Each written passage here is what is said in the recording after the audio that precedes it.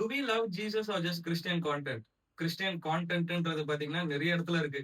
Reels, podcast, sermon, worship, Bible quotes அப்படின்ட்டு. இது எல்லாமே நல்ல விஷயம் தான். ஆனா இங்க ஒரு சீரியஸ் கொஸ்டின் என்ன தெரியுமா? நம்ம உண்மையா இயேசுவை நேசிக்கிறோமா? இல்ல கிறிஸ்டியன் கான்டென்ட்டை மாத்திரம் கன்சியூம் பண்றோமா? நம்ம சர்மன் கேட்கலாம், வர்ஷிப் சாங் லிசன் பண்ணலாம், கிறிஸ்டியன் ரீல்ஸ் இன்ஸ்பைரிங்கா இருந்துச்சுன்னா நம்ம ஷேர் பண்ணலாம். ஆனா பர்சனல் ரிலேஷன்ஷிப் வித் காட் அப்படின்னு வரும்போது நம்மளுடைய வாழ்க்கையில அது கம்மியா இருக்கு. பைபிள் ரீடிங்ன்றது வந்து நம்மளுடைய வாழ்க்கையில கம்மியா இருக்கு. பிரேயர் லைஃப்ன்றது நம்மளுடைய வாழ்க்கையில கம்மியா இருக்கு. Christian content can inspire you, but Jesus only can transform you. நம்ம ரீல்ஸ் பார்க்கறதுனால ஸ்பிரிச்சுவல் growth வந்து வளராது.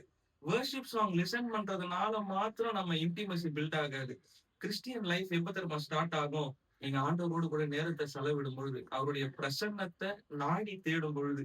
அதுதான் இயேசு சொல்றாரு, இந்த மக்கள் தங்களுடைய உதடுகளிலிருந்து தான் என்னை சேவிக்கிறாங்க, அவங்களுடைய இருதயமும் எனக்கு தூரமா இருக்கு. இன்னொரு வசனத்தை கூட நான் சொல்ல முடியும்.